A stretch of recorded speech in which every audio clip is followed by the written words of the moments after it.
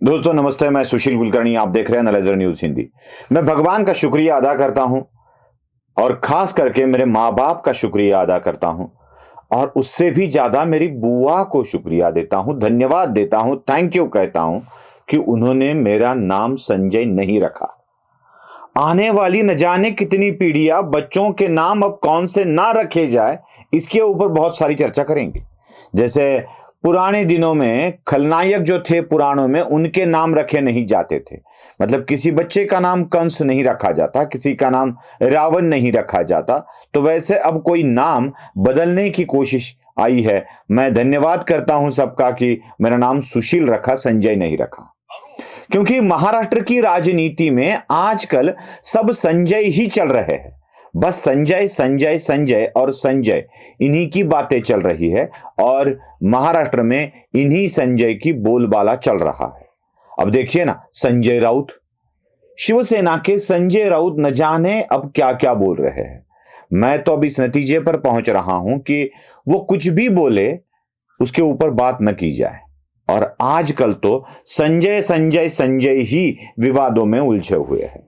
पहले संजय दत्त थे जो विवादों में उलझे रहते थे, अब ये है संजय राउत। उसके बाद कांग्रेस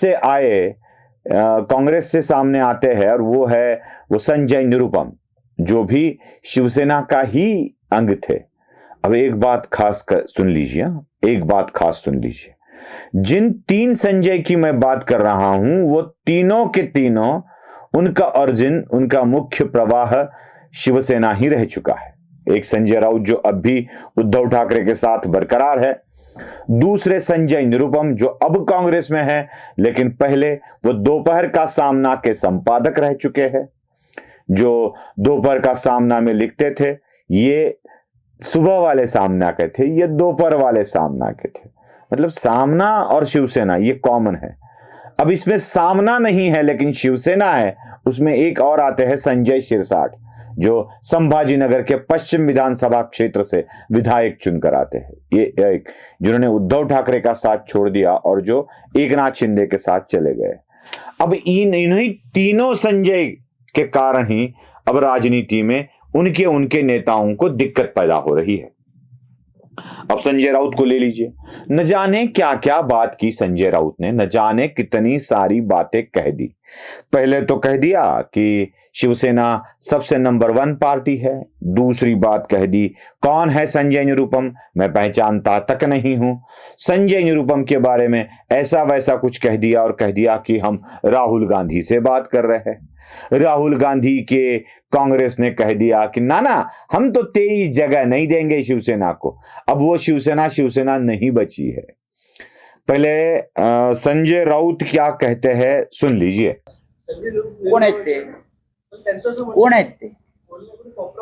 कोण आहेत ते? मला आधी उत्तर द्या तुम्ही। ते जे बोलताय ते कोण आहेत? त्यांना अधिकार आहे, त्यांच्याकडे काय पॉवर ऑफ अटर्नी आहे? कांग्रेस एक राष्ट्रीय पार्टी है। हम उनके राष्ट्रीय नेताओं से हमारी बातचीत चल रही है। चाहे राहुल जी है, महाराष्ट्र में शिवसेना बड़ी पार्टी है। देखिए, ये लोग बोलते हैं पार्टी टूट गई। आप कौन तय करेगा हमारी पार्टी टूट गई? सुन लिया? मतलब कौन है, किसका बयान आया है, कौन है, क्या है उनके पास? क्या वो पार्टी के प्रेसिडेंट है? हम राहुल गांधी से बात कर रहे हैं। शिवसेना एक ताकत चली आ रही है, वो महाराष्ट्र की नंबर 1 पार्टी है, ये भी कह दिया संजय राउत ने। अब ऐसी बातें सुनने के बाद चुप बैठे वो संजय निरुपम कैसे? क्योंकि वो भी चाहे दोपहर का हो या सुबह का, वो तो आए सामना से ही है। तो उन्होंने भी कह दिया कि मिस्टर संजय राउत, जो बात करनी है बैठ के बोलो, ऐसे उड़पटांग बातें मत करो। और एक बात याद रखो, 2019 और 2024 में एक बहुत बड़ा अंतर है।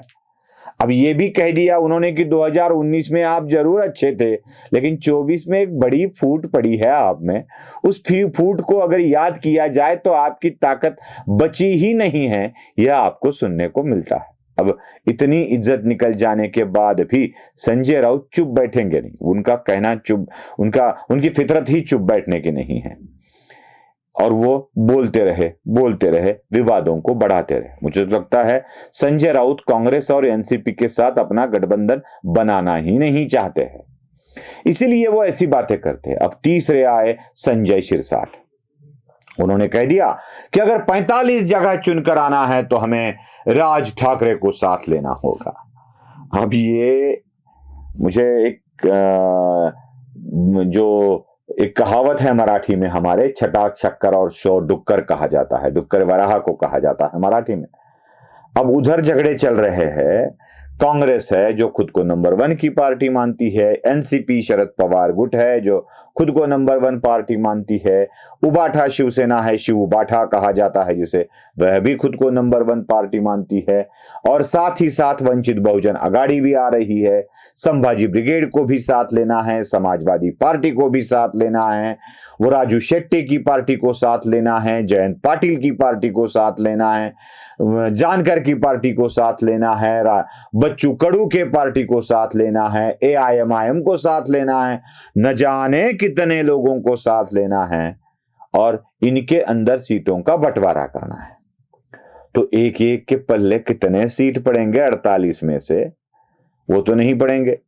वैसे इधर भी भारतीय जनता पार्टी को साथ रखना है, साथ ही साथ शिवसेना को साथ रखना है, बाद में शायद आ सकती है अब उधर राष्ट्रवादी कांग्रेस का अजीत पवार गठ को साथ रखना है। अब मनसे की बारी आ रही है, उनके साथ भी और कोई पार्टियां है, सदाभाऊ खोत वाली पार्टी है, रिपब्लिकन पार्टी ऑफ इंडिया है, और न जाने कितनी पार्टियां भी इनके साथ है, इनको साथ रखना है। और ये बढ़ा रहे मनसे की बात। अब मनसे को कहां से जगह देंगे, मनसे को कहां से अडॉप्ट कर लेंगे बीजेपी वाले? संजय शिरसाट को पता ही नहीं है। उधर अंजलि जमानिया अजीत पवार के ऊपर आरोप कर रही है, संजय शिरसाट बीच में घुस रहे हैं और वो भी अपने ऊपर ले रहे हैं। संजय शिरसाट के इन बयानों से राजनीतिक तिकड़म सुलझेगी नहीं, ये गुत्थी सुलझेगी नहीं, बल्कि और बढ़ेगी और दिक्कतें बढ़ेगी, और वो दिक्कतें बढ़ेंगी एकनाथ शिंदे के सामने की। लेकिन संजय शिरसाट है कि इसको समझने का नाम ही नहीं ले रहे। इसलिए मैंने धन्यवाद दिया मेरे माता पिता को, मेरे बुआ को, मेरा नाम रखने वालों की। उन्होंने मेरा नाम सुशील रखा, संजय नहीं रखा। बहुत अच्छा कर दिया उन्होंने। अगर संजय रखते तो न जाने मेरी कितनी बदनामी हो जाती, पता नहीं है। इसलिए मैंने उनको पहले ही धन्यवाद कर दिया कि भाई आपने अच्छा किया, आप लोगों ने मेरा नाम सुशील रख दिया, संजय नहीं रखा है।